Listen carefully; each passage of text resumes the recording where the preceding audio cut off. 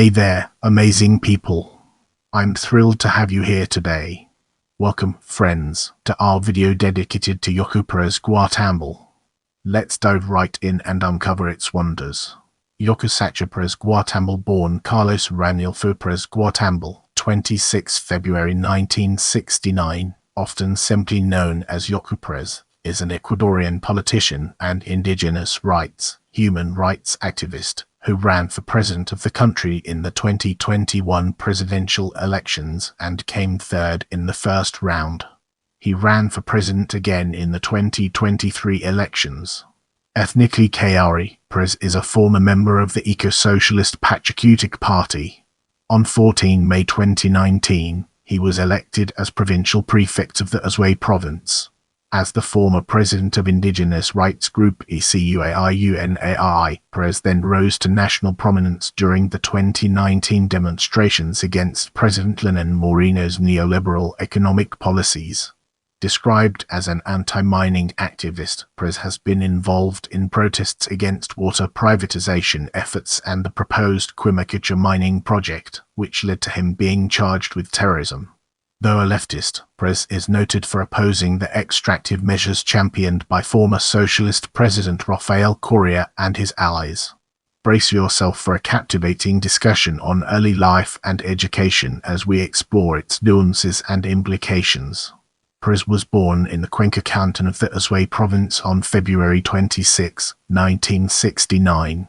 Pérez holds a JD from the University of Cuenca with specializations in indigenous justice, environmental law, criminal law and criminology, an advanced diploma in watershed management and population from the Universidad de Cuenca, a specialization in penal law and indigenous justice from UNIANDES, a specialization in environmental law from the Universidad Técnica Particular de Loja UTPL, a master's degree in criminal law and criminology from UNIANDES. In 2017, he legally changed his name to Yaku Sacha, which translates to Forest of Water in the Quechua language. He stated that he consulted with both his mother and Pachamama before making his name change. He is of Quechua Cañari descent. Pérez's first wife, Veronica Ceballos, died in 2012 following complications from cancer. In 2013, he married Manuela Lavinas Pic, a French-Brazilian academic, through a Cañari ancestral right. In this segment, we'll be unraveling the complexities of early political career and exploring its multifaceted nature. After being involved in the Federation of Indigenous and Farming Organizations, Pérez became a city councillor in Cuenca, Ecuador in 1996. In 2002, he participated in protests against Lucio Gutiérrez that sought to stop the privatization of the water supply.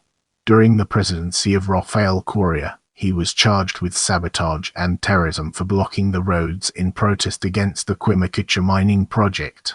As an activist, Pérez announced his candidacy for the presidency of Ecuador in the 2017 Ecuadorian general election, but lost in the Pachakutik primary election to National Assembly member Lordsman.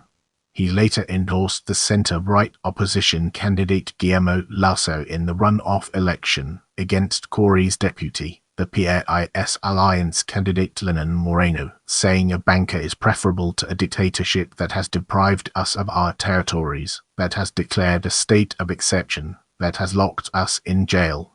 In 2017, he was elected to lead the Andean Coordination of Indigenous Organizations, ECUARUNARI. Now, let's shift our attention to rise to political prominence and presidential candidacy. In May 2019, Pérez was elected to serve as the prefect of the Azuay Province. During his tenure as prefect, Pérez prioritized environmental and water policy, carrying out reforestation, promoting bicycle use in the province, and pushing to eliminate single-use plastic bags. Pérez rose to national prominence for his role in the 2019 demonstrations against the neoliberal economic policies of President Lenín Moreno. Pérez belonged to the right-wing faction of Pachakutik, defending a flexible and open left hostile to the policies of Rafael Correa. He has said a free trade agreement with the United States is not an unreasonable proposal, depending on its details. He was a candidate in the 2021 Ecuadorian general election, coming into a close third place, according to the controversial and partially revoked Election Commission.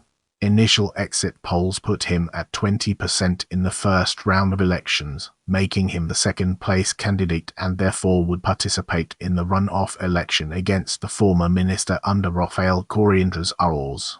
This was considered a surprising result, as unreliable and possibly biased pre-election polling had put Pérez in third place, behind Arroz and right-wing banker Guillermo Lasso.